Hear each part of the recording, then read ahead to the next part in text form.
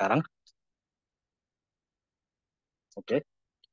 Pada siang hari ini kita akan melakukan sesi responsi untuk mata kuliah Human Computer Interaction atau HCI. Terus, eh, singkat kata, sesi responsi ini merupakan kelas tambahan yang bakal membantu teman-teman dalam menjalankan UTS-nya nanti ya. Semoga sesi responsi ini berguna.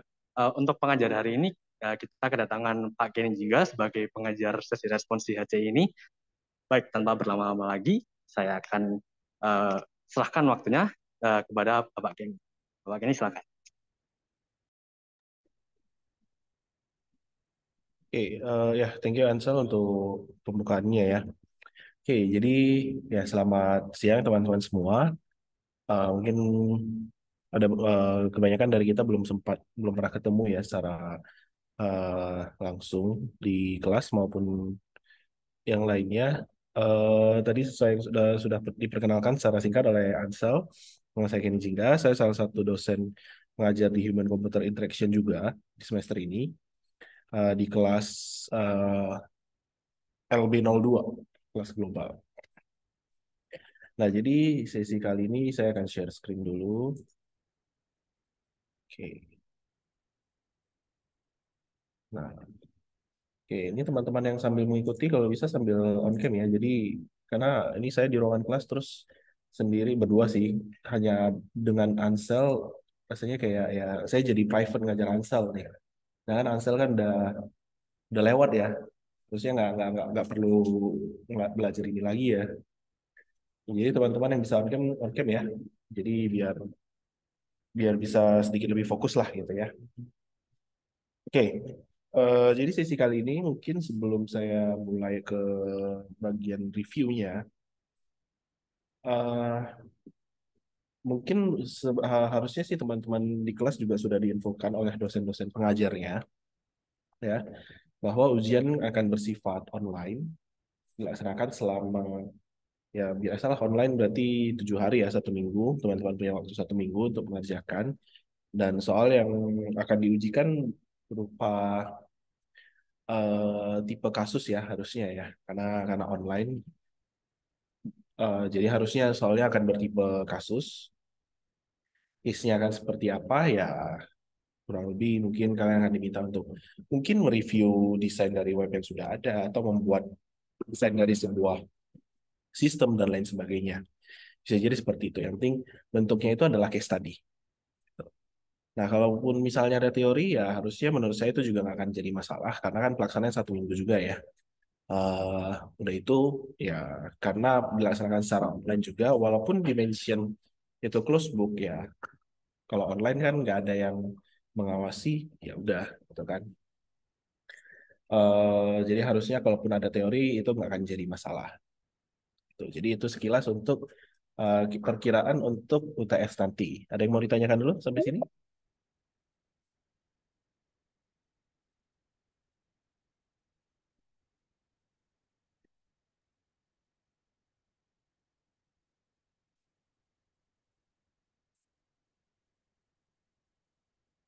Oke, cukup jelas ya mudah-mudahan.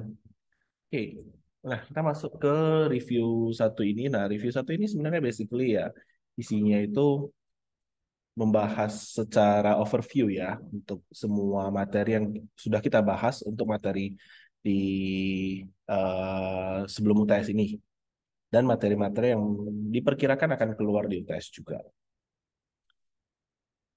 Nah, kalau di sini sih ya bisa saya sampaikan adalah eh, harusnya dari semua materi ini pasti bakal ada yang keluar nih UTS.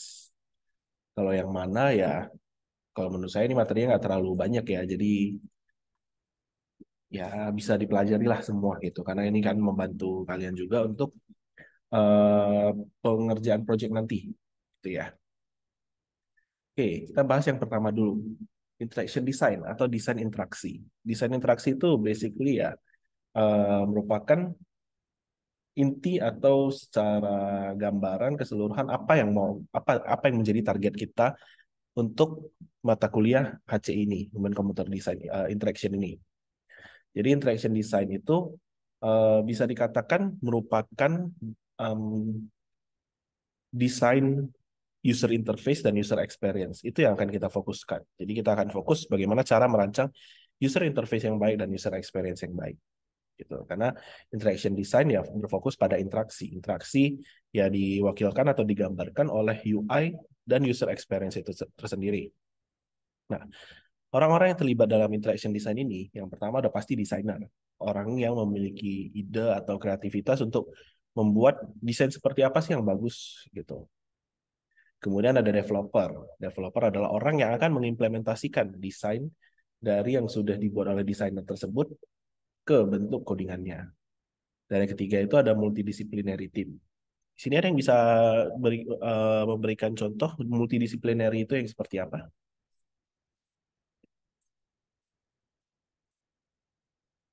Tahu di sini ada yang masih bingung dengan istilah multidisciplinary itu apa?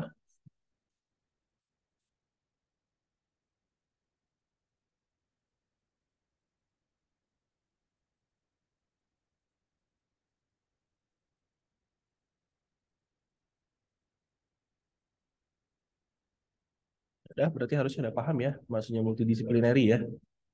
Oke, ya salah satu kita langsung masuk aja salah satu contohnya multidisciplinary itu ya misalnya ketika kita mau membuat sebuah desain ya kita mau membuat desain bukan desain ya kita mau membuat sebuah sistem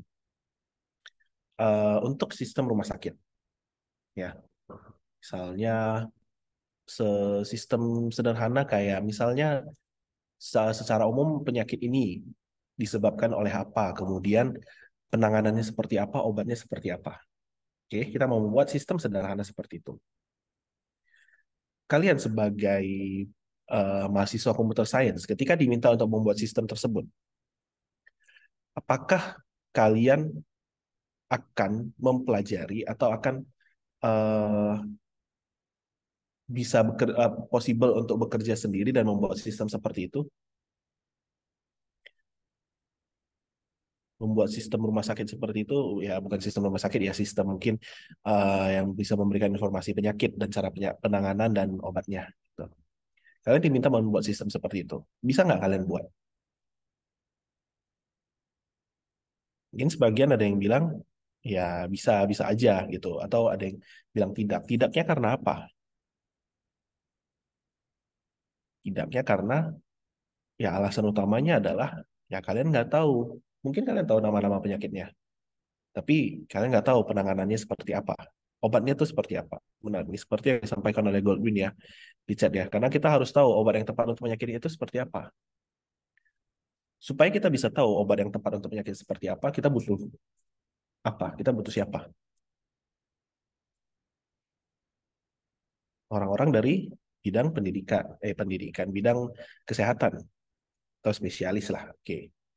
Dari orang-orang rumah sakit atau dokter misalnya dan lain sebagainya, atau orang-orang yang berkecimpung di dunia medis ya, kita butuh orang-orang seperti itu.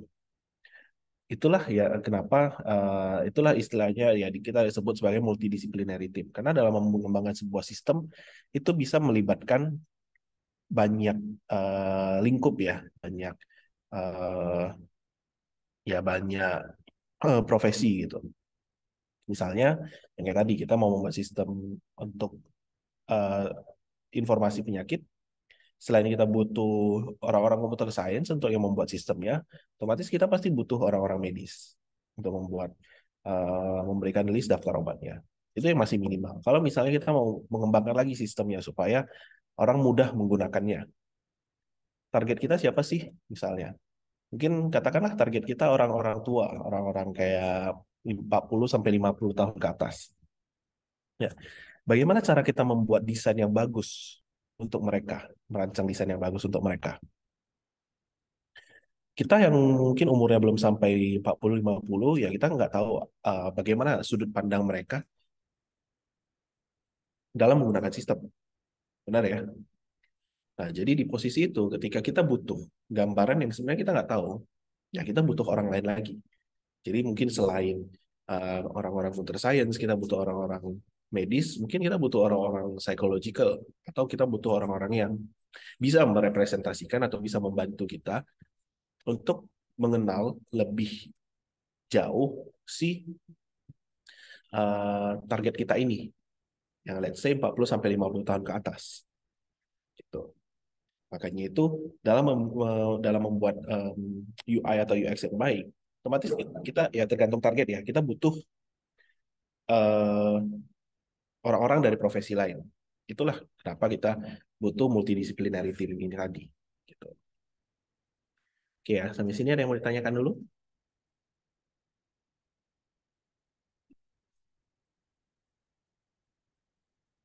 Saya masih aman ya.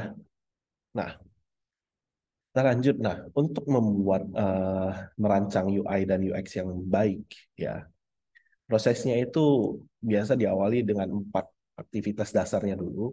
Ini aktivitas yang kurang lebih hampir sama seperti aktivitas ketika kita mau membuat sebuah sistem. Ya, cuman kalau di HCI ya kita fokus ke merancang UI dan UX-nya. Pertama, kita harus tahu dulu requirements-nya itu apa. Apa yang kita sebut sebagai requirements? Ada yang bisa kasih contoh? Apa yang bisa kita sebut sebagai requirements?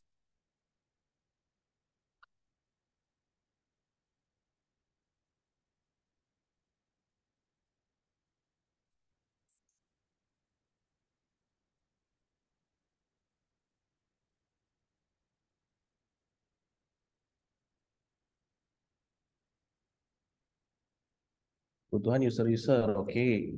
Nah, kita harus tahu kebutuhan usernya ya. Kebutuhan usernya seperti apa yang mereka butuhkan, kemudian sistem seperti apa yang mau kita buat, ya kita bisa tahu dari requirements tersebut. Ya kita mau solve problem apa sih gitu. Sistem seperti apa yang mau kita buat. Nah, yang paling penting, terutama di dalam perancangan UI dan UX ini, adalah siapa yang akan menjadi target kalian. Ya, jadi dari nomor satu ini, kita sudah tahu requirements-nya apa, fungsionalitasnya mungkin seperti apa, kebutuhannya nanti seperti apa, problem seperti apa yang mau kita solve. Yang nggak kalah penting, kita juga harus tahu target kita itu siapa. Siapa yang akan menggunakan sistem ini, gitu. Let's say, kita mau membuat sebuah sistem pendidikan LMS seperti Binus Maya. Ya, kita mau membuat sistem pendidikan, sistem manajemennya lah ya, LMS ya, untuk ya membantu ya seperti Binus Maya lah gitu. Selain kita tahu itu ya mungkin kita bisa pikir oke, fungsionalitasnya kira-kira bakal seperti ini, mungkin bakal ada kuis, assignment, materi dan lain sebagainya. Tapi selain itu kita juga harus tahu target kita siapa yang akan menggunakan. Kalau kita bicara tentang pendidikan, mahasiswa termasuk dalam pendidikannya kalian gitu ya. Kalian juga sedang ya berada di dalam pendidikan. Anak SMA juga termasuk, anak SMP juga termasuk, anak SD juga termasuk. Oke. Nah, kemudian kita breakdown lagi tadi si targetnya.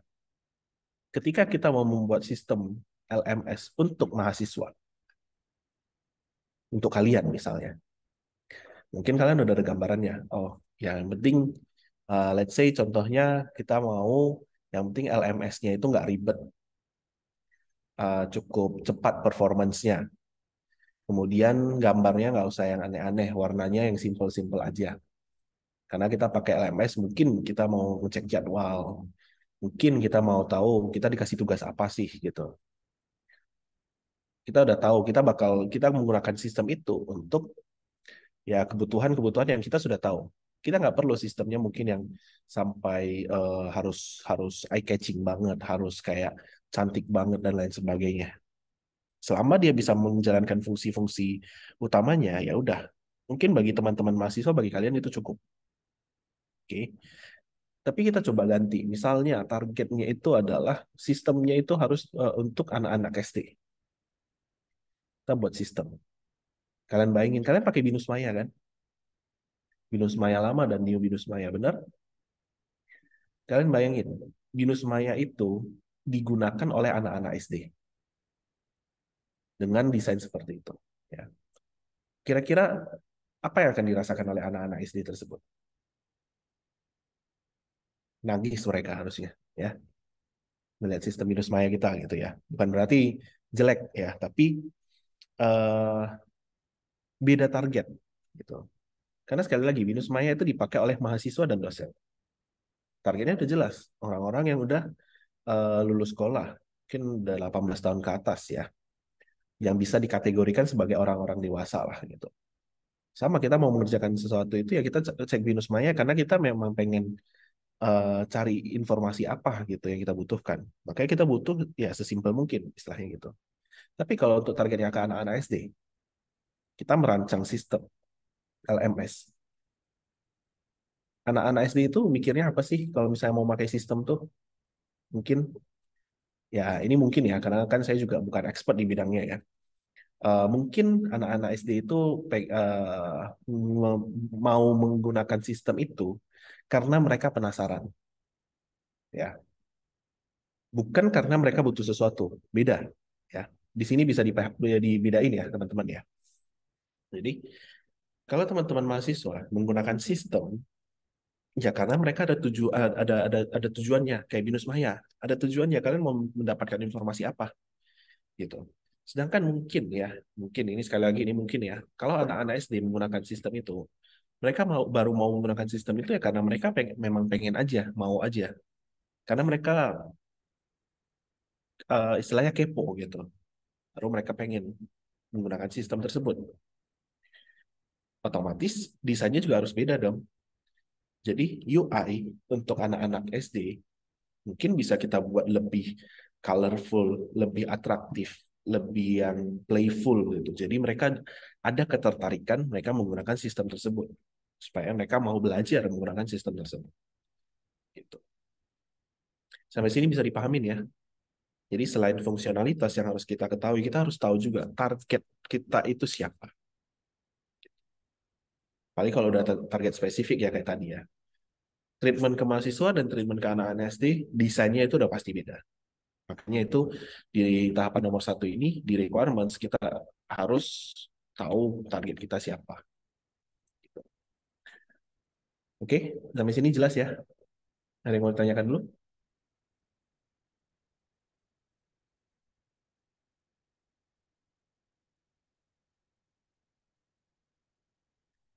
Oke, sudah jelas ya.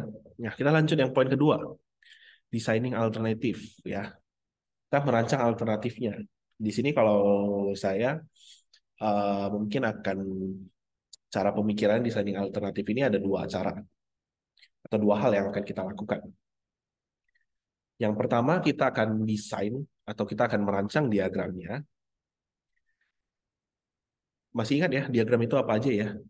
Yang disebut sebagai diagram. Ada yang bisa kasih contoh? Desain diagram itu desain apa?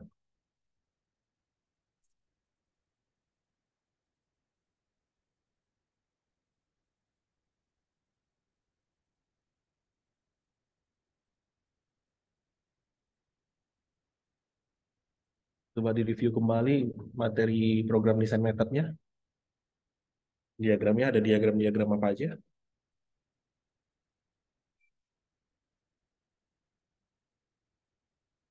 Ya, use case diagram ya. Salah satunya use case diagram, ada class diagram, kemudian ada activity diagram dan lain sebagainya. Ya. Jadi dalam kita melakukan mendesain alternatif tadi, ya, desain itu kita bisa merancang yang pertama diagram dari diagram-diagramnya. Dari situ kita bisa tahu fungsionalitasnya itu akan seperti apa. Use case diagram. Simpel dari use case diagram dulu. Ya, seenggaknya kita udah tahu nih fungsionalitasnya ini ada apa aja. Setelah itu kita buat yang kita sebut sebagai wireframe-nya. Atau bisa kita katakan ya struktur desainnya itu mau seperti apa. Tampilannya kira-kira gambarannya mau seperti apa. Letak menunya mau di mana. Letak ikonnya nanti seberapa besar yang akan jadi buttonnya. Gitu. Jadi tahap kedua kita membuat rancangannya. Ketika baru kita buat prototypingnya. Nah, karena di sini sekali lagi ya, HCI kita fokus ke perancangan UI dan UX. Jadi di sini kita bisa dibilang kita nggak ada codingan, ya kita nggak code sampai gimana gitu ya. Cuman ya cara kita membuat prototipenya atau membuat desainnya seperti yang kalian sudah diajarkan di kelas lab ya, HCI ya, yaitu kita akan menggunakan tools yang namanya Figma. Nah, baru di situ kita buat prototypingnya gitu. Nah, bedanya dengan merancang desainnya, ya, ketika kita membuat prototyping ini, ya kita udah apa istilahnya? Selain kita udah mendapat gambaran desainnya akan seperti apa, flow dari sistem kita itu juga kelihatan. Itulah user experience. Ya, kalau user interface kan oke dari desainnya, mungkin pemilihan warnanya, mungkin dari eh, pemilihan ikonnya, peletakannya dan lain sebagainya. Kalau experience, ya pengalaman bagaimana user, apa yang dirasakan user ketika menggunakan sistem tersebut. Makanya kita menggunakan Figma kan kita bisa dari satu page kita jalankan ke page lain atau bisa melakukan apa dan lain sebagainya. Gitu. Itu kita masih di tahap prototyping karena masih perancangannya. Nah, baru keempat kita melakukan evaluasi. Evaluasi kita meminta orang untuk menilai hasil dari prototipe tersebut itu seperti apa sih? Gimana sih pendapat mereka gitu. Cara evaluasi yang satu lagi itu yang bisa kita lakukan adalah evaluasi eight golden rules. Ada yang sudah ada yang tahu dengan istilah itu? Eight golden rules?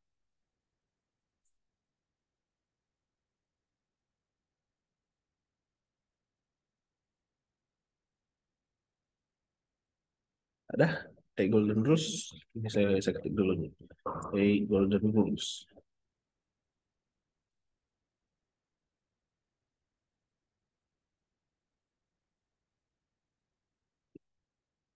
Kalau masih ada yang belum pernah dengar atau tahu istilah itu, segera dicari tahu ya. Golden Rules itu apa? Karena itu salah satu rules yang selalu digunakan untuk mengevaluasi interface yang sudah kita buat. Ya, UI dan UX yang sudah kita buat. Bisa kita akan evaluasi menggunakan Golden Rules ini. Gitu. Jadi, Golden Rules ini akan sangat berguna bagi kalian ketika nanti akan mengerjakan proyeknya ya. Tuh. Oke, untuk 4 aktivitas dasar ini ada yang mau ditanyakan?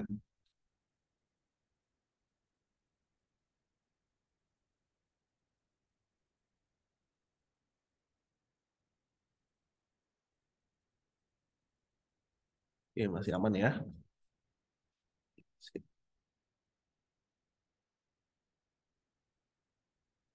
Nah, kemudian ada cara-cara ketika user melakukan interaksi dengan sistem atau produknya ya. Nah, di sini kita juga bisa membuat bagaimana sih cara interaksinya gitu. Di sini dikatakan ada 4 tipe utama, sebenarnya harusnya ada 5 sih. Ada yang pertama instructing, conversing, manipulating, exploring, dan responding. Nah, pertama kita bahas dulu yang instructing. Instructing menginstruksikan, mengarahkan, ya. Bisa seperti ya kita menggunakan device kita, kayak misalnya teman-teman kan punya mouse ya, atau trackpad kalau misalnya menggunakan laptop, ya. Ketika teman-teman menggerakkan jarinya atau menggerakkan mouse-nya, di dalam sistem tersebut kan ada sebuah pointer yang akan ikut bergerak juga, itu benar ya. Nah, kita gerak-gerak ya itu ya kayak yang saya lakukan sekarang ya. Ini saya gerakkan mouse-nya, pointer kan bergerak.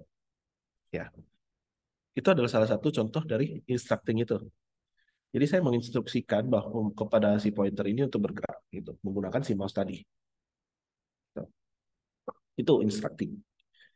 Nah, yang kedua conversing. Conversing itu interaksi yang bersifat conversation, ada komunikasi gitu. Salah satunya ya mungkin bisa di chatbox gitu ya, atau support system dan lain sebagainya. Itu interaksi yang mengandalkan percakapan, conversing. Kemudian ada manipulating. Manipulating ini ada 2 hal.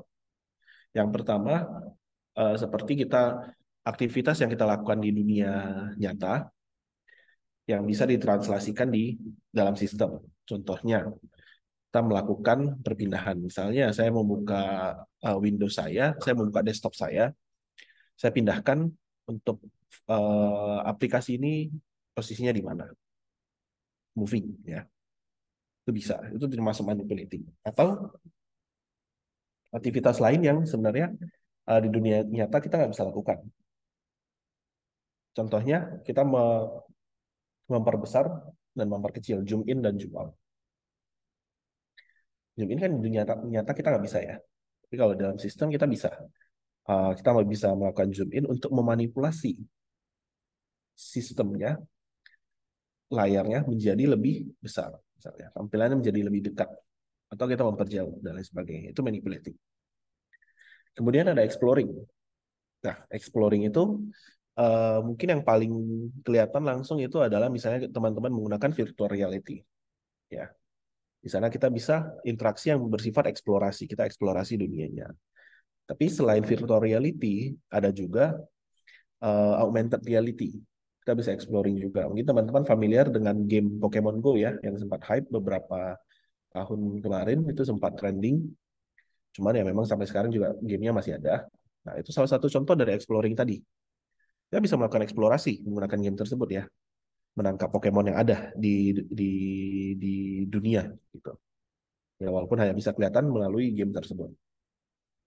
Atau yang lain juga, kita nggak menggunakan VR maupun AR, ada lagi aplikasi yang namanya Gather.town. Ada yang pernah pakai sebelumnya? Nah, mungkin teman-teman bisa lihat ya, Gather.town. Nah, itu sebuah apa ya, aplikasi untuk komunitas, untuk berkumpul, dan di dalamnya kita bisa melakukan eksplorasi terhadap dunianya. Itu salah satu contohnya. Dia nggak memakai VR, dia nggak memakai AR, tapi ya eksplorasi. Mungkin tipenya hampir mirip sama seperti ketika kita bermain game ya, yang sifatnya open world. Yang bisa kasih contoh game yang sifatnya open world?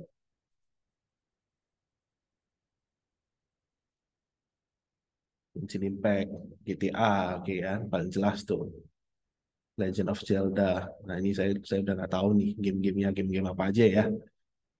Atau kalau misalnya kalian kalau kita sepantaran nih, kalau pernah main Pokemon di Game Boy gitu.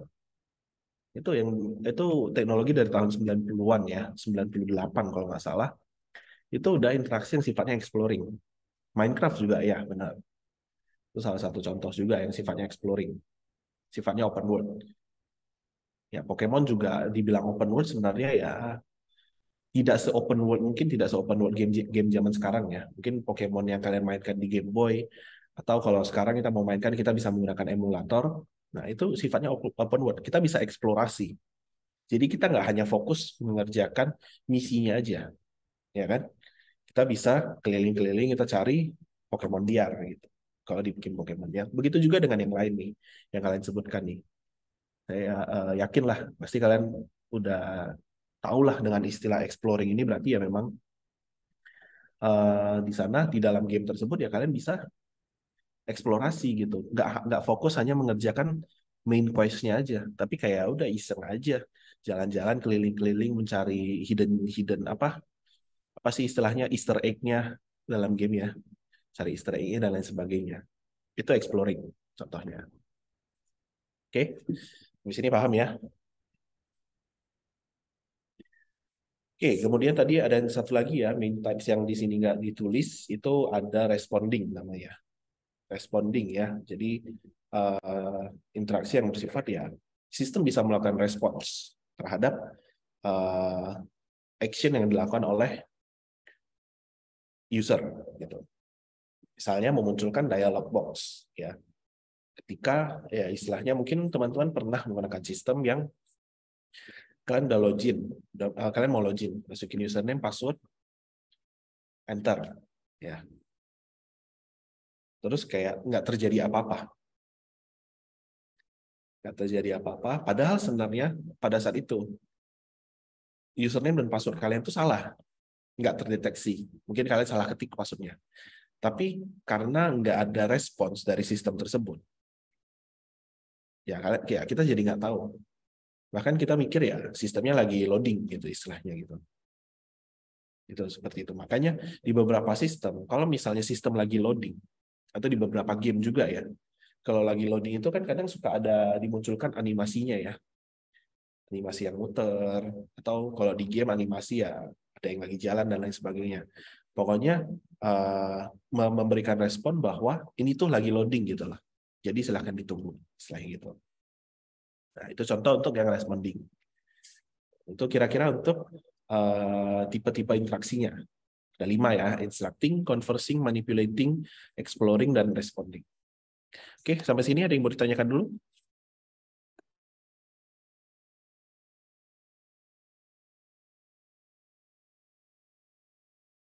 Masih cukup jelas sampai sini? Oke, masih cukup jelas ya.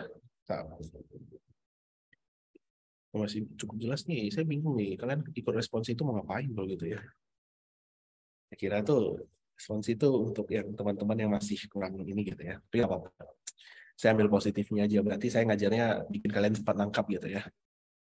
Mantap, mantap, bagus. Oke, kemudian bagian ini kayaknya saya akan skip karena ini sangat teoritis dan nggak terlalu pengaruh ya harusnya ya. Nah, ini yang harus kita tahu dulu. Jadi ada yang kita sebut sebagai namanya konseptual model ya.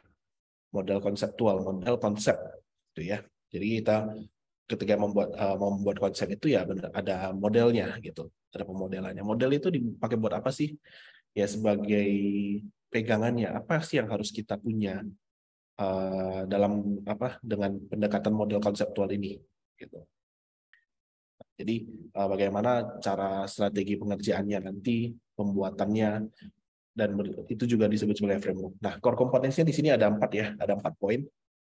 Yang pertama, dalam konseptual model itu ada yang kita sebut sebagai metaphors dan analogi. Ya. Metaphors dan analogi itu disebut ya membantu pengguna untuk memahami produk itu apa dan bagaimana menggunakannya. Contohnya, ya, contohnya kalau misalnya kalian menggunakan mungkin kita sebut Microsoft Word, ya, itu kan ada icon-iconnya ya di semua apa mungkin menu-menunya gitu. Sama mungkin untuk save gitu ya. Save itu ya walaupun gambarnya mungkin sudah nggak relate dengan kalian ya. Iconnya itu kan icon disket ya. Saya rasa sudah banyak yang tidak tahu apa itu yang disebut sebagai disket. Tapi disket itu adalah alat atau device yang pertama kali digunakan untuk penyimpanan data. Ya, itu disket bentuknya persegi lah gitu, agak gede gitu dan agak tipis juga. Nah, dia digunakan untuk melakukan penyimpanan data.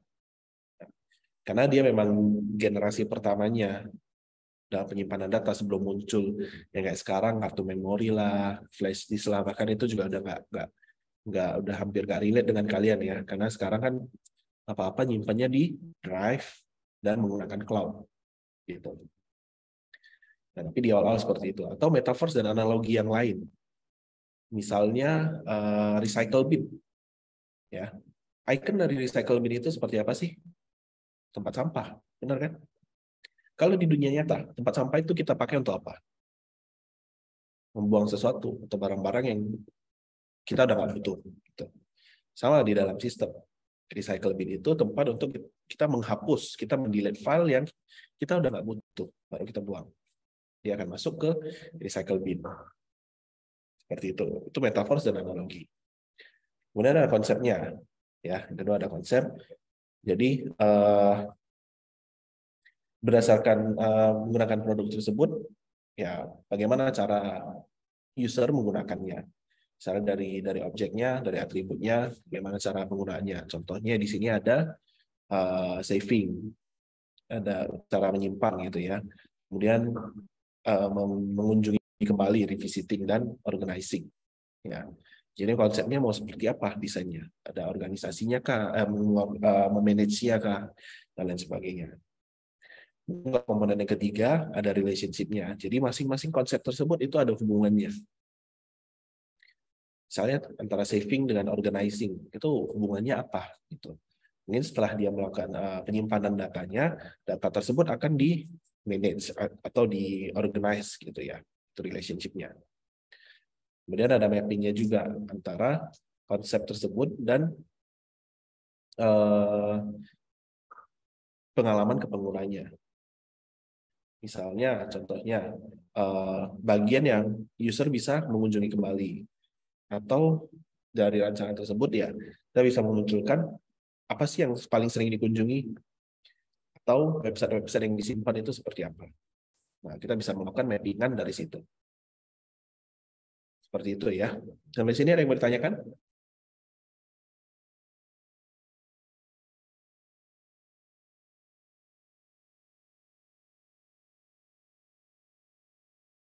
Oke, bisa kalau diam saya asumsikan nggak ada ya. Oke, sip. Lanjut ya. Nah, kemudian di sini kita ada kognitif aspek ya. Jadi aspek kognitif kita. Jadi bagaimana cara kita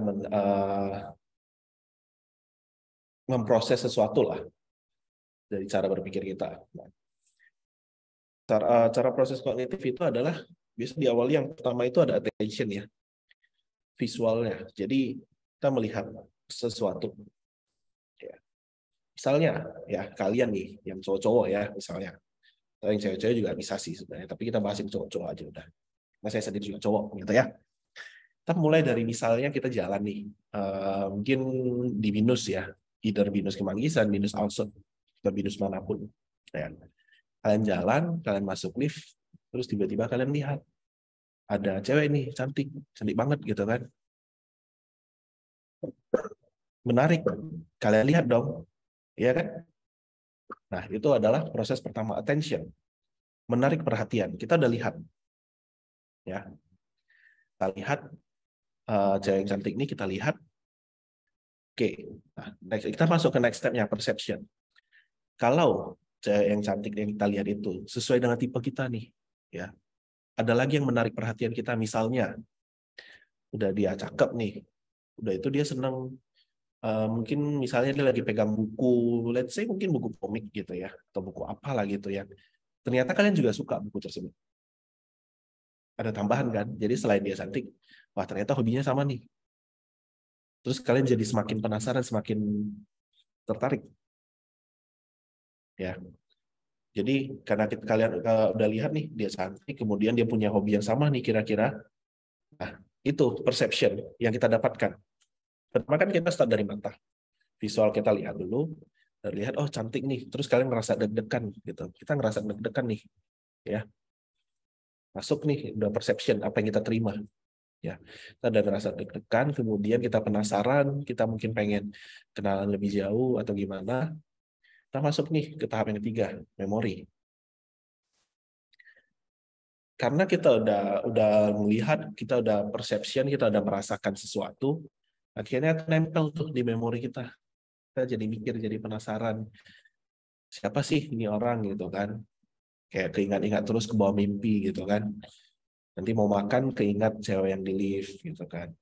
Nanti mau mandi keingat cewek yang di lift. Nanti mau tidur keingat cewek yang di lift gitu kan. Masuk tuh ke memori kita. Terus setelah itu masuk ke poin keempat, learning. Kita belajar. Apa yang kita pelajari? Ya, kita mikir. Kita nggak tahu nih namanya siapa. Tapi kita penasaran terus. Akhirnya kita belajar. Kan nggak bisa kayak gitu terus. Kita belajar apa yang harus kita lakukan. Oke, kita belajar. Oh, ya udah. Kita memutuskan untuk berkenalan dengan dia. Nah, dari situ ada proses pembelajaran gitu kan. Dari proses tersebut, dari proses yang sudah kita alami, kayak kita nggak bisa tidur, nggak bisa apa, kita mikirin terus gitu. Akhirnya kita belajar bahwa daripada kita nantinya mati penasaran, ya udah kita kenalan aja. Akhirnya belajar untuk berkenalan. Oke, nah, dari situ kita masuk ke poin 5. Kita masuk poin 5, reading, speaking, and listening. Oke, pertama kita reading dulu, kita reading. Reading itu kita membaca gitu ya, kita membaca sesuatu. Mungkin misalnya kalian membaca lagi tuh si bukunya tadi gitu ya, buku yang bikin yang kalian bikin kalian tertarik juga. Oke, kalian udah membaca, situasinya juga ada pas, akhirnya speaking, kan? Kalian berbicara, berkenalan, mengajak kenalan dan lain sebagainya. Lalu setelah itu listening, ya kan? Listening, kalian mendengarkan namanya, ya. Ternyata namanya bagus gitu kan, sebagus puisi-puisi yang ada gitu ya. Nah, jadi udah masuk tuh tahap 5, reading, speaking, and listening. Akhirnya setelah itu mungkin dari situ kan ada proses conversation ya, baca terus kalian berbicara, komunikasi, kalian baca juga situasinya. Ya, kalian memberanikan diri untuk berkenalan lebih jauh, ajak keluar, kan? Ajak keluar, kalian ngapain gitu kan, ke kafe, nongkrong dan lain sebagainya, ngobrol. Nah, kemudian masuk nih yang keenam. Dari proses tersebut, kalian kan sudah mendapatkan informasi. Nah, akhirnya muncul tuh permasalahan. Permasalahannya apa? Kalian mau bergerak lebih jauh atau mau mundur? Ya kan? Mau nembak atau menyerah? Gitu. Ketemu tuh masalah-masalahnya. Let's say ternyata dari situ kalian pelajari misalnya kita langsung masuk ke masalah paling berat lah ya, beda agama gitu misalnya. Nah, pusing tuh kalian beda agama kan? Nah, masalahnya kalian beda agama. Planning kalian tuh gimana? Planningnya kamu tuh gimana kalian? Kalian planning, kalian udah melakukan beberapa plan lah ya. Saya nggak usah sebut lah plan-plannya, karena ini di record takutnya malah jadi masalah gitu kan. Intinya kalian melakukan plan lah, apalah gitu kan. Nah, dari masing-masing plan yang kalian buat, kalian kasih reasoningnya apa, alasannya. Kenapa harus yang plan A dijalankan? Karena mungkin bla bla bla. Gitu. Kenapa plan B yang dijalankan? Karena bla bla bla. Gitu. Atau plannya mungkin misalnya ya maju aja terus. Mungkin alasannya karena ya hidup nggak ada yang tahu, ke depannya kita nggak tahu bakal gimana, jadi jalanin aja dulu. Mungkin reasoningnya seperti itu. Atau ya udah mundur aja. Mungkin alasannya karena ya kalau udah beda agama, kalau udah masalah Tuhan ya kita harus sama-sama saling menghargai misalnya gitu. Itu reasoningnya. Nah, dari planning dan reasoning yang sudah kalian buat, akhirnya kalian melakukan decision making, mengambil keputusan apa yang akan kalian lakukan. Gitu. Plannya mungkin nggak hanya dua itu ya, mungkin bisa lebih ya. Mungkin ada plan A, B, C, D, E, dan lain sebagainya. Tapi yang pasti dari planning yang sudah kalian buat, udah kalian mengambil keputusan. Apa yang kalian putuskan? Nah, itu secara keseluruhan ya, gambaran proses dari contoh cognitive proses ini. Gitu.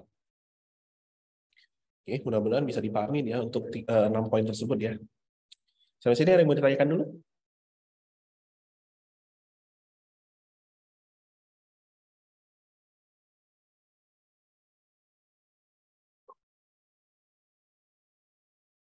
Oke, jelas ya. Pak Tio langsung jelas ya. Aman gitu ya. Ini juga aman. Ini berarti udah pengalaman ya, berdasarkan cerita yang tadi saya sampaikan ya. Oke, kita lanjut ya. Nah, kemudian apa namanya? Ini sama seperti yang tadi di sebelumnya ya. Yang di sini metaphors dan analogi dari interface metaphors ya. Jadi ya contohnya yang paling umum misalnya di e-commerce gambar icon keranjang gitu ya. Itu kan diambil berdasarkan kalau kita misalnya belanja di supermarket langsung secara fisik untuk kita kan menggunakan keranjang untuk mengambil barang-barang kita dulu. Kita mau beli apa, kita taruh dulu di keranjang baru kita melakukan pembayaran. Nah, itulah metafor yang digunakan di e-commerce tersebut. Makanya mereka menggunakan icon card itu, icon keranjang. Karena di dalam sistem e-commerce juga untuk menyimpan barang-barang yang mau dibeli itu apa. Taruh aja dulu di keranjang, baru nanti diproses ke pembayaran. Nah, ini juga sama ya, untuk tipe-tipe interaksinya itu sama, jadi saya nggak akan bahas lagi. Nah, kemudian dalam kita mau membuat rancangan UI dan UX, ya salah satunya dari sisi sosial ya kita bisa membuat berdasarkan 4 poin gitu. Yang pertama face to face conversation, face to face tahu ya face to face ya, berhadapan langsung gitu ya. Saya kayak tadi kalian gitu ya, eh, mau nembak cewek gitu face to face gitu ya, cowok ya, cowok kan harus langsung lah face to face, bisa dari chat gitu kan, apaan gitu kan, bercanda ya, mau dari chat mau dari manapun yang penting diterima gitu ya. Face to face itu contohnya itulah, kita berhadapan langsung, bertemu tatap muka, ya itu face to face. Kemudian yang remote conversation, remote yaitu tadi saya dari chat, telepon, dari SMS dan lain sebagainya, itu remote. Kita nggak bertemu secara fisik. Kemudian yang ketiga, telepresence. Contoh telepresence ya kita lakukan sekarang, walaupun sebenarnya nggak tele sih sekarang. Karena basically ya yang on cam itu cuma saya sendiri gitu. Jadi kita nggak tele gitu. Ini saya nggak ngelihat wajah-wajah yang lain. Yang saya lihat itu wajah saya sendiri gitu. Yang lain itu ya cuman foto-foto pemandangan, foto-foto anim gitu kan. Ya gitulah. Tapi contoh telepresence ya dengan Zoom. Kita video call, video conference gitu. Kemudian ada co-presence. Nah, co-presence ini bisa mencakup apa namanya? Telepresence juga dan remote conversation. Co-presence itu kalau telepresence itu mungkin dia lebih fokus ke one on one situation gitu ya. Video call, ya FaceTime gitu. Co-presence ya kayak kita sekarang juga gitu. Kita di Zoom, kita berkumpul sekitar 40-an orang di dalam satu lingkungan lah istilahnya dalam satu Zoom ini bisa saya bilang. Itu co-presence. Atau contohnya yang tadi yang Gather.town itu salah satu contoh co-presence juga. Di mana beberapa orang, banyak orang bisa berkumpul dalam satu tempat tersebut gitu. Itu co-presence. Oke. Ini 4 ini ya. Oke, selain ini juga ya untuk desain yang untuk secara sosial ya. Salah satu yang paling umum digunakan yang paling udah pasti sering muncul itu adalah chatbot. Ya. Chatbot atau yang paling ngetrend sekarang yang saya yakin 1000% semua dari kalian pasti menggunakan itu adalah ChatGPT. Itu socialize ya. Remote conversation. Ngobrol gitu kan.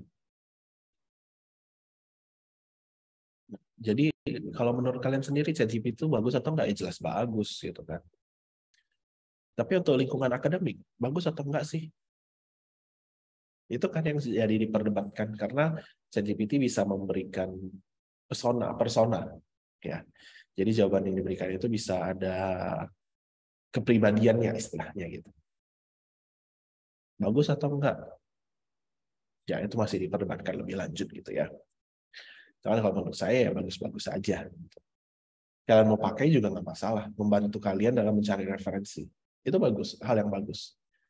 Tapi itu akan menjadi tidak bagus kalau kalian menggunakan jawaban dari ChatGPT sebagai jawaban ujian kalian. Nah, itu baru nggak bagus. Karena apa? Karena nggak ada proses pembelajaran buat kalian di dalamnya. Di kelas saya, ya ini di kelas saya, mereka mau pakai ChatGPT, mau pakai apa, terserah. It's okay, no problem. Asalkan jangan di copy paste. Itu aja. Kalau mau pakai itu sebagai referensi, oke, it's okay, no problem. Karena itu memang sangat membantu untuk mencari referensi. Daripada kita harus buka Google, cari satu persatu. Belum lagi kalau kita buka webnya, ternyata webnya udah mati atau ternyata webnya ya isinya virus dan lain sebagainya. Tapi kalau ChatGPT kan langsung kita mendapatkan jawaban. As a reference, it will be very helpful. Tapi sekali lagi, jangan copy paste. Pakai referensinya, kalian pahami penjelasannya, kalian tulis ulang. Di situ ada proses pembelajaran di dalamnya. Karena kalian berusaha memahami apa yang sedang dijelaskan oleh ChatGPT tersebut. Beda sama kalian copy paste. Copy paste apa yang kalian baca? Nggak ada.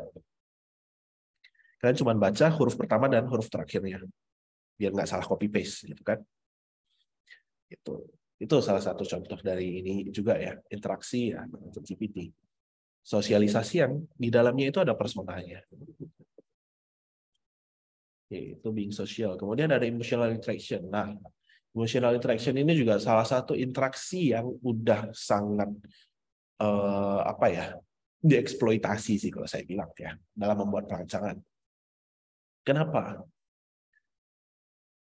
Orang-orang tuh semua orang itu punya rasa emosional, ya, hati nurani, iba, gampang. Kita gampang iba. Berapa persen dari kalian ya kalau udah mendengar cerita sedih, kalian bisa kayak merasa ikut sedih juga? Atau sesimpel, berapa persen atau siapa di antara kalian ya kalau nonton film yang sedih, kalian ikut nangis? Sesimpel itu.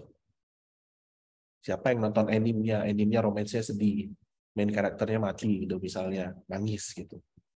Atau main karakternya ceritanya gimana gitu. Main karakter sama ceweknya itu saling saling suka tapi karena keadaan jadi nggak bisa, terus kayak kalian juga ikut bisa merasakan sedih. Itu itu kenapa, karena di manusia itu human ya. It's human ya. It's okay, itu wajar. Nah, itulah yang bisa di ya emang eksploitasi agak kasar sih kata-katanya. Cuman ya itu kita bisa mengengage user untuk mau menggunakan sistem kita ya. Salah satunya kalau kita bisa mendesain menggunakan pendekatan emosional ini gitu. Jadi user bisa merasakan sesuatu ketika berinteraksi dengan sistem kita. Rasanya seperti apa ya tergantung gitu. Yang penting jangan sampai interface-nya itu malah bikin user frustasi. Misalnya terlalu banyak gimmick. Gimmick maksudnya kayak mungkin kalian membuat icon yang seolah-olah ini bisa diklik, bisa akan terjadi sesuatu. Tapi ketika user mengkliknya, ya nggak terjadi apa-apa ternyata. Gimmick gitu kan. Kemudian error message. Error message itu oke, boleh ada.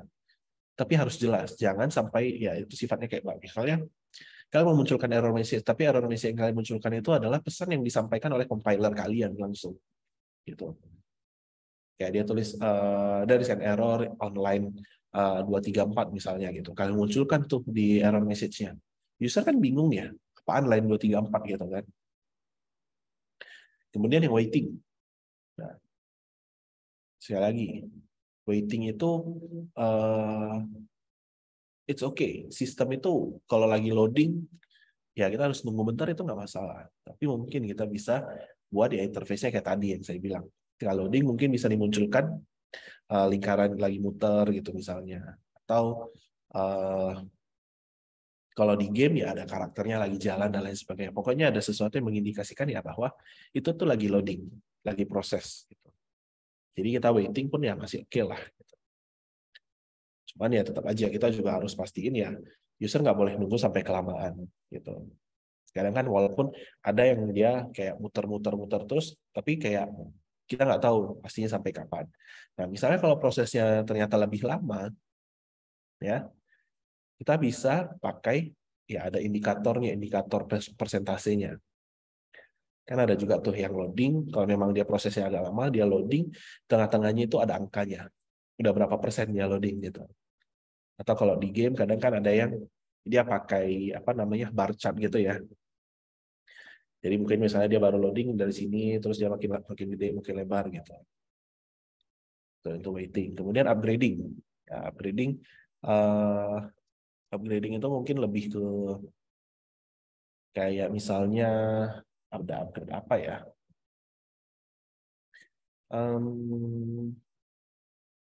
Misalnya kita kayak update sistem, mengupgrade sistemnya ya. Contohnya mungkin kayak kalian bisa lihat kayak misalnya kalian pakai Binus Maya terus aksesnya jam 6 lewat berapa gitu. Maintenance kan. Itu. Jadi tapi kadang kala kalian masih bisa masuk tuh ke dalam sistemnya.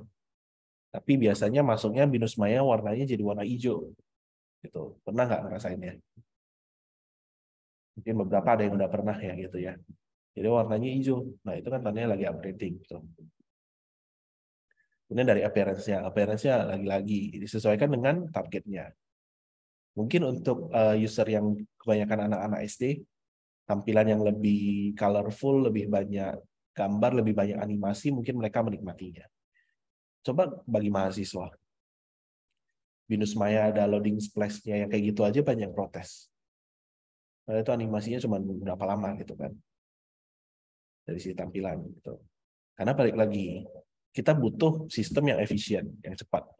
Ya, mungkin mahasiswa kayak pengen cepat nih ngecek jadwalnya, nggak perlulah ada animasi-animasi itu gitu kan. Yang penting cepat aja jalannya. Gitu. Nah, itu dari sisi emotional interaction-nya. Oke.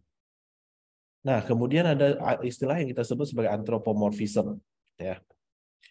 Jadi, kita bisa mengimplementasikan kayak atribut dari manusia itu ke objek atau ke dalam sistem. Ya. Misalnya, contohnya di sini adalah pengembangan boneka peluk yang berbasis komputer seperti Barney. Jadi dia diprogram untuk mengucapkan selamat kepada anak-anak ketika anak-anak ya memberikan jawaban yang benar. Atau contohnya di dalam sistem deh, kita juga bisa kayak ketika kalian menjawab dengan benar, sistem bisa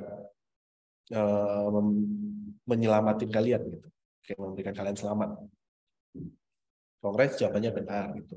Atau kalau salah misalnya, sorry jawabannya masih salah, coba lagi gitu dan lain sebagainya. Itu salah satu contoh anthropomorphism. Oke. Dari sini ada yang bertanya dulu?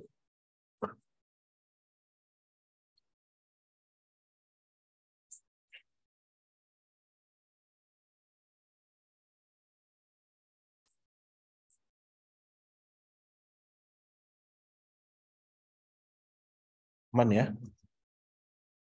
Oke, kalau aman, lanjut lagi. Nah, ini udah yang terakhir sih harusnya dari bahannya. Nah, tipe-tipe dari interaksi. Tipe-tipe interaksi ini kan ada banyak ya.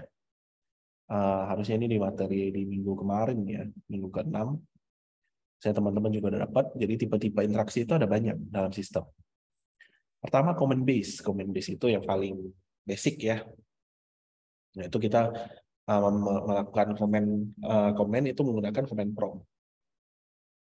Ya, dengan bahasa yang hanya ya bentuknya tulisan aja.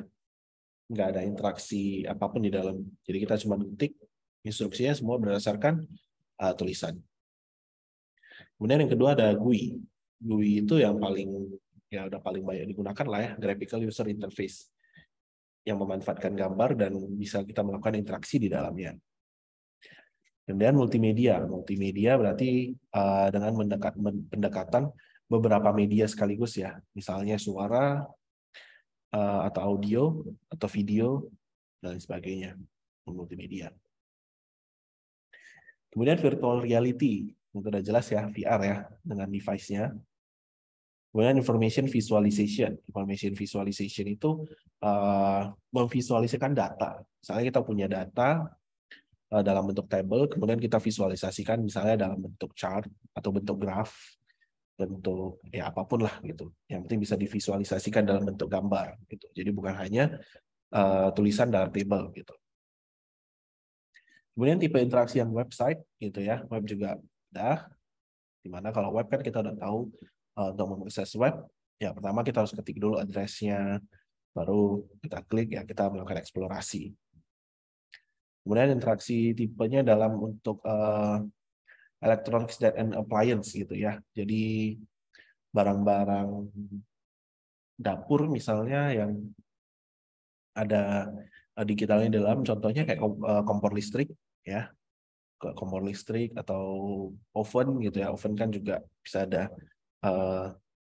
interaksi digitalnya. Kita kan tahu interaksi ketika kita mau menggunakan kompor listrik dengan menggunakan oven yang digital seperti itu kan agak beda ya. Karena dia kan tampilannya kan cuma kecil biasanya. Jadi untuk start itunya itu satu tombol itu bisa untuk melakukan beberapa hal sekaligus gitu. Kemudian tipe interaksi untuk yang mobile. Mobile jelas ya. Mobile itu ya di handphone kita. Screen tampilan di handphone itu kan pasti beda dengan kalau misalnya kita melakukan desain untuk aplikasi desktop misalnya. Kemudian setelah mobile itu ada speech ya. Speech yang memanfaatkan suara. Contohnya itu tipe interaksinya adalah ya Google Assistant misalnya, atau Siri, atau misalnya ya Google Home, Alexa, dan lain sebagainya. Kemudian tipe interaksi menggunakan pen tablet. Ya teman-teman yang kalau udah menggunakan uh, iPad atau tablet ya udah terbiasa lah ada pennya gitu. Atau di handphone yang Samsung yang terbaru ya, atau yang bukan yang terbaru S berapa gitu kan, itu juga ada pen tabletnya, ada pennya juga. Kemudian ada touch ya. Touch itu sentuhan. Kalau sentuhan ya sama ketika kita melakukan interaksi dengan handphone kita gitu. Jadi berdasarkan touch. Atau kalau yang mau uh, lebih expertnya lagi ya touch apa lagi ya? Ya nggak ada sih. Mungkin layar laptop yang touch screen gitu misalnya. Jadi screen-nya bisa kita kita tekan gitu kan. Kita lakukan interaksi. Kemudian air-based gesture gitu. Air-based gesture itu mungkin kalau kalian paling sering lihat itu kalau di film-film ya. Jadi kayak ada orang yang menggunakan udah kayak device semacam VR, kemudian dia bisa kayak menampilkan ada gambar atau menu yang bisa ditekan. Jadi dalam udara itu dia bisa melakukan proses apa gitu kan. Itu air-based gesture.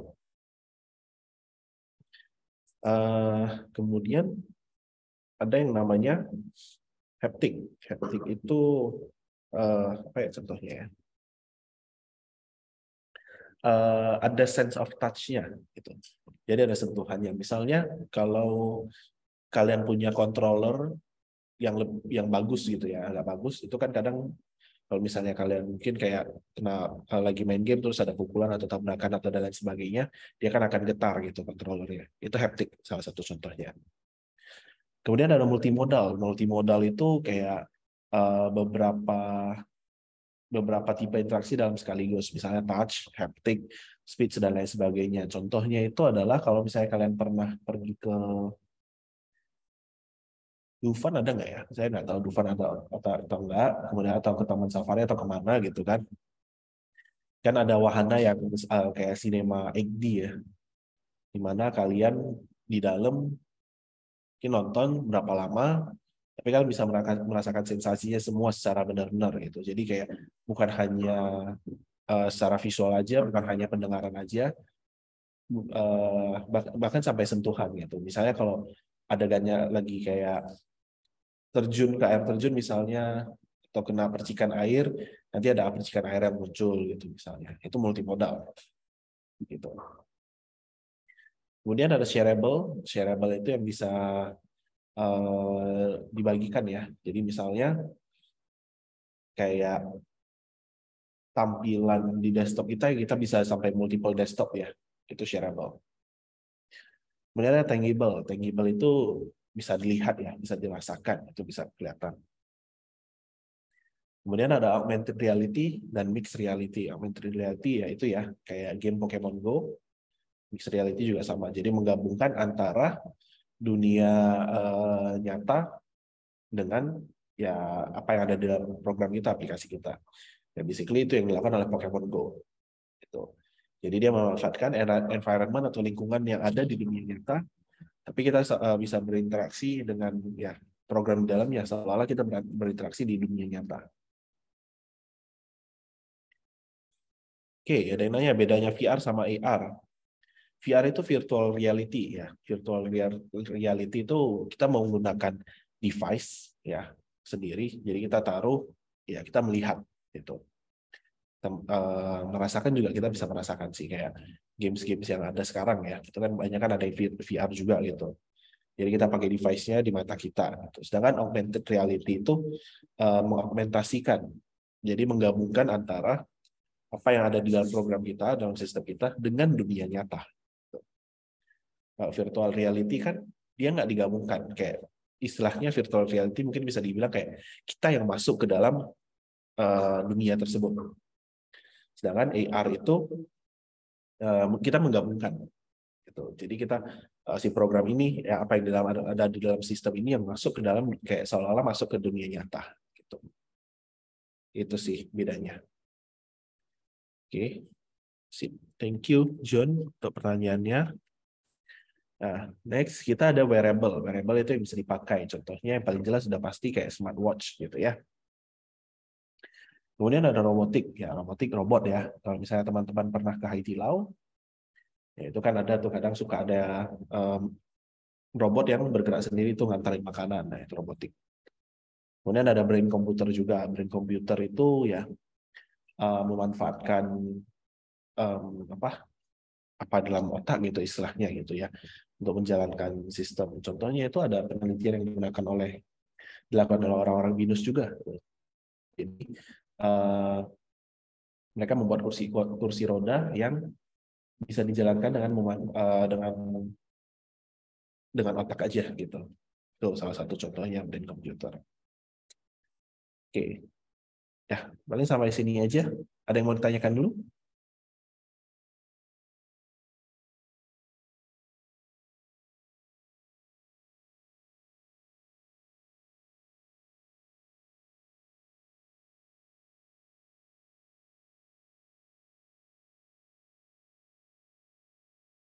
Tangible itu yang bisa kelihatan, yang ada bentuk fisiknya. Gitu.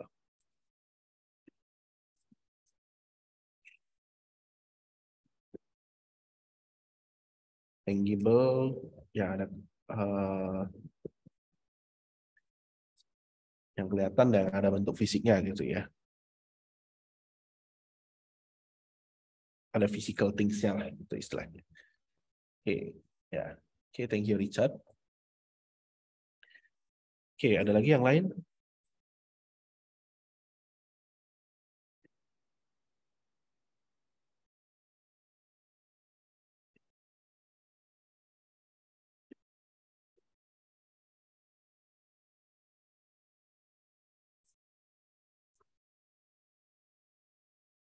Consumer electronic and appliance, mungkin itu bukan tangible-nya sih, tapi lebih ke interaction di dalam alat tersebut. Kayak misalnya kayak tadi ya, kayak contohnya kompor listrik gitu ya. Itu kan dia kan ada layarnya yang kecil gitu kan, yang bisa mengindikator ini tuh panasnya udah di berapa gitu. Ini udah start belum atau ada timernya gitu. Atau contohnya kayak oven juga lah. Gitu. Oven juga termasuk ya. Jadi kita tinggal pencet buttonnya, misalnya 5 menit kita panasin, ini akan muncul jadi timer gitu misalnya. Lebih kayak itu sih. Ya bisa dibilang hampir-hampir masuk juga lah, hampir mirip, tapi ya masih ada bedanya lah. Oke, thank you Kennedy. Sip. Ada lagi yang mau ditanyakan?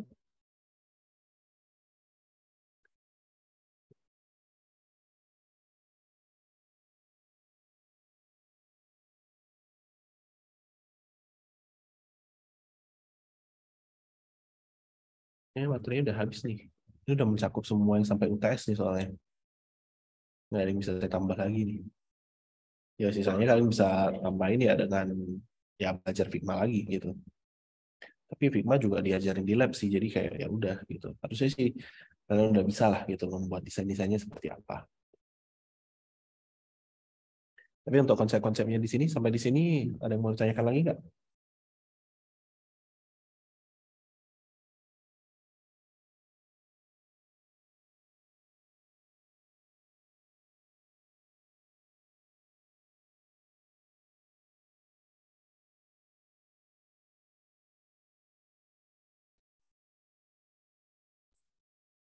Ini masih bingung sama konsep metafor. Kita lihat mana nih metafor nih. Metafor ya.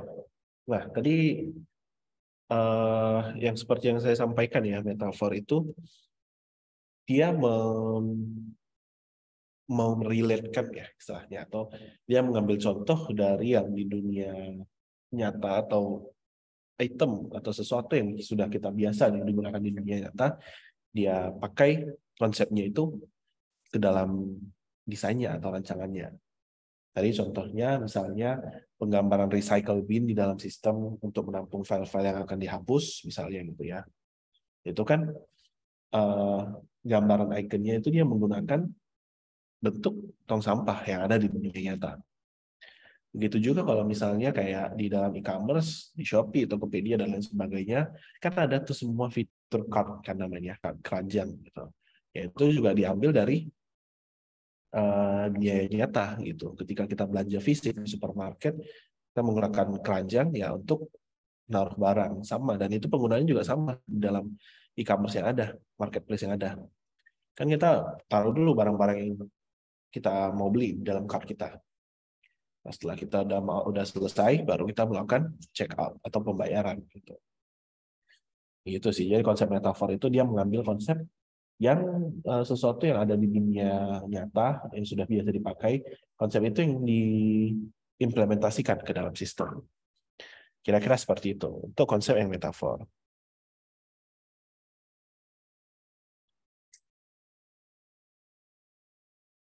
Ya, jadi dibuat mungkin bukan sistem secara keseluruhan ya, tapi salah satu bagiannya gitu. Jadi kayak mungkin dari salah satu fitur kecilnya, mungkin dari dunia nyata ada yang bisa dipakai, dimasukkan dalam sistem, itu yang dimasukkan gitu. Jadi orang juga nggak bingung, nggak nggak bingung gimana melakukan caranya, tapi kayak dia berdasarkan kebiasaan yang dia dilakukan di dunia nyata, kalau itu kita pakai dalam sistem ya, dia akan orang-orang juga akan jadi lebih mudah gitu dan beradaptasi. Itu kira-kira. Nah, kemudian yang Figma itu desain ya harusnya ya. Kayaknya kalau ditanya teori Figma-nya agak aneh sih. Kayak emang Figma ada teorinya ya. Kayak mungkin yang kalau teorinya ya siapa yang membuat Figma gitu ya. Nggak sih, harusnya nggak mungkin teori. Jadi kalau misalnya ada Figma ya harusnya sih desain ya, membuat desainnya. Harusnya. Mudah-mudahan sih seperti itu ya. Oke. Oke, ini masih ada yang bingung konsep anthropomorphism. Mana nih antropomorphism. Antropomorphism itu eh, kalau kalau metafor itu kan lebih ke analogi ya. Analogi ibaratnya kayak tadi recycle bin disamakan dengan konsepnya trash bin gitu. Kalau anthropomorphism itu lebih ke sifatnya, sifat kebiasaan orang-orang itu diimplementasikan ke dalam sistem. Misalnya ya, kayak tadi kalau misalnya kita senang kita mendapatkan suatu pencapaian atau achievement ya, orang-orang akan congratulate kita kan, mungkin tepuk tangan, bilang selamat dan lain sebagainya. Antropomorfismnya di dalam sistem, misalnya kalian selesai menyelesaikan game dengan high score, karena kan beberapa game itu kan ada yang kayak ya udah dia kasih sound effect yang kayak suara apalah gitu, suara kayak menggambarkan ini kalian mendapatkan pencapaian sesuatu lah gitu, ada ucapan selamatnya dan lain sebagainya. Anthropomorphism. Atau misalnya kalau kalian main game juga, terus kalah nih misalnya, atau karakter kalian mati gitu. Mungkin musiknya jadi kayak agak gimana gitu kan. Ya musik kayak kalau dibandingkan dengan kayak kalau ada orang yang meninggal dunia ya otomatis kan suasananya beda. Suasananya lebih sedih gitu ya, lebih lebih apalah, lebih lebih down lah gitu istilahnya gitu. Jadi antropomorphism itu mengaplikan konsep sifat manusia terhadap reaksi manusia terhadap suatu event, itu yang dimasukkan ke dalam sistem, kira-kira seperti itu ya.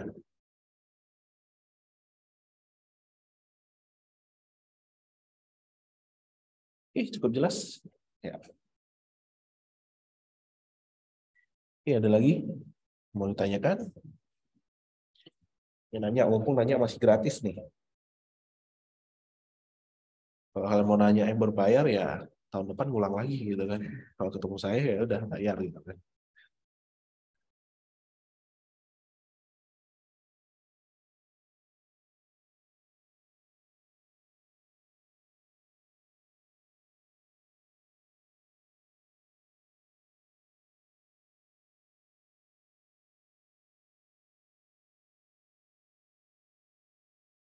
Ada lagi?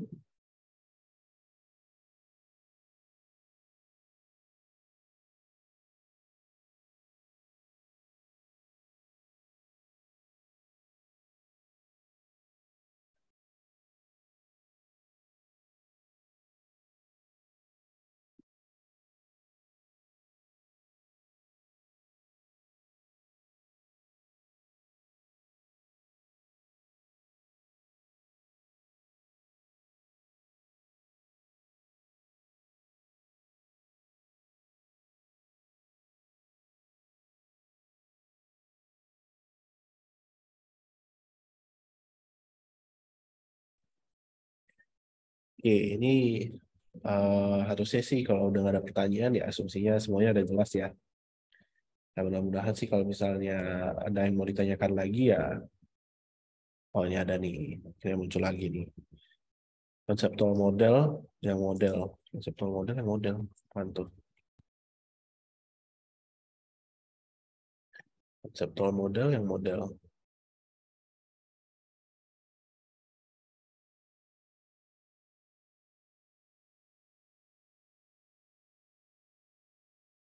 Oh, yang konsep. Oke.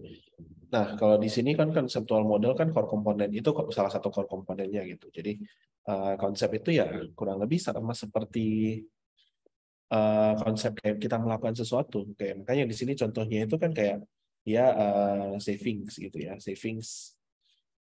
em, dia melakukan saving itu ya dia melakukan ada proses penyimpanan di dalamnya gitu. Jadi lebih ke konsep apa ya? Konsep aktivitas yang bisa dilakukan oleh user dalam sistem tersebut atau dalam produk tersebut. Itu sih kurang lebihnya kalau untuk konsep.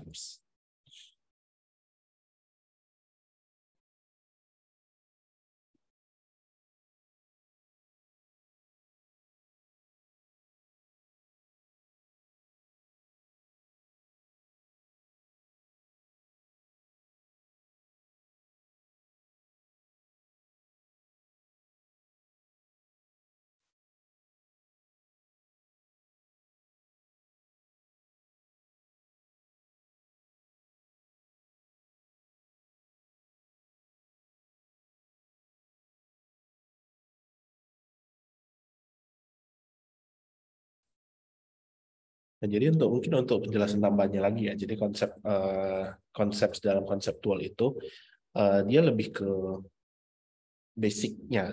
Nanti mau gambaran secara umumnya seperti apa gitu. Kayak kira-kira apa sih yang bisa mereka lakukan di dalam sistem tersebut gitu kan. Nah, konsepnya misalnya kayak contohnya kita mau membuat sistem apa ya? Mungkin sistem yang tadi ya sistem medis itu ya informasi penyakit gitu misalnya. Ya konsepnya mungkin misalnya ya konsep eh, nama-nama penyakitnya seperti apa, kemudian relasinya seperti apa dengan obatnya, penanganannya dan lain sebagainya. Itu konsepnya seperti itu. Kemudian ada dokternya juga dan lain sebagainya. Jadi uh, ide dasarnya atau ide kuncinya atau variabel yang digunakan untuk merepresentasikan sistem tersebut yang mau dimodelkan gitu. Setelah kayak gitu. Mungkin itu untuk lebih memperjelas lah ya. Oke, masih ada lagi?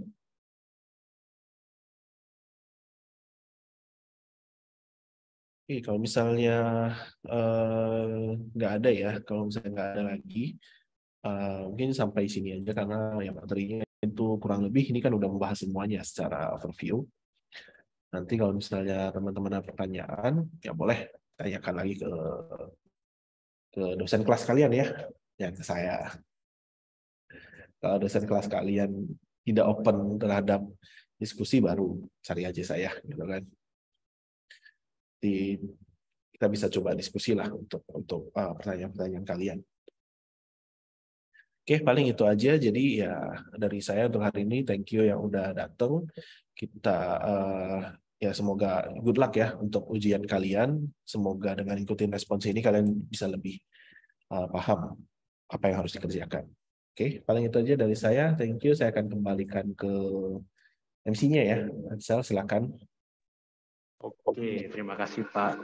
Terima kasih Pak Kenny atas pengajaran tentang HCI-nya ya. Semoga materi yang diajarkan oleh Pak Kenny berguna bagi teman-teman semua yang untuk persiapan menghadapi UTS. Nah, sebelum kita mengakhiri acara respons ini, mari teman-teman kita sama-sama open cam nih, karena kita mau ada sesi dokumentasi. Kepada teman-teman yang bisa open cam, kita open cam karena ya kita sama-sama di sini dan juga kita sama-sama juga menjalankan eventnya. Baik, kepada tim teknis, saya persilakan. Nah, ya. Jadi untuk dokumentasi akan saya ambil alih. Teman-teman yang belum on-cam, silakan untuk on-cam. Saya tunggu sampai 14.29.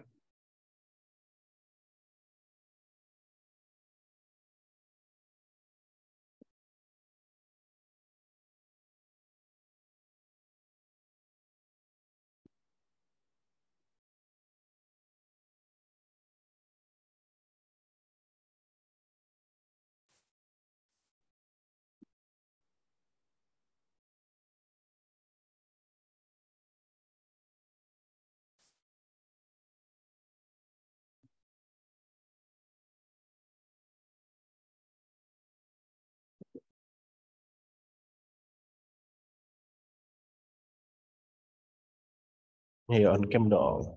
Masa malu-malu menunjukkan wajah-wajah tampan dan cantik-cantik kalian. Jadi yang bisa on-cam, boleh langsung on-cam aja gitu.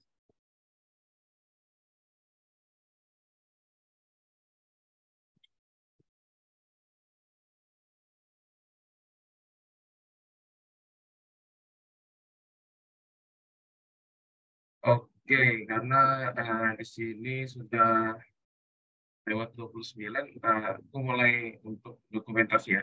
Di sini ada 2 slide. Oke, untuk slide pertama, 1, 2, 3. Oke.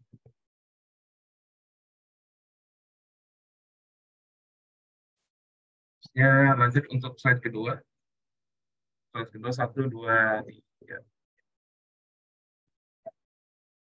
Oke, untuk dokumentasi sudah selesai teman-teman. Oke, saya kembalikan lagi ke Ansel. Baik, terima kasih Ivan sudah melakukan dokumentasi untuk sesi responsi kali ini. Sekali lagi saya ucapkan terima kasih kepada Pak Kenny dan juga terima kasih kepada teman-teman semua yang telah menghadiri acara responsi kali ini. Semoga acara responsi kali ini dapat membantu teman-teman semua dalam menghadapi persiapan untuk UTS kali ini. Kami dari HIMDI izin undur diri dan sampai jumpa di sesi responsi selanjutnya. Sampai jumpa teman-teman. Terima kasih Pak. Oke, thank you semua.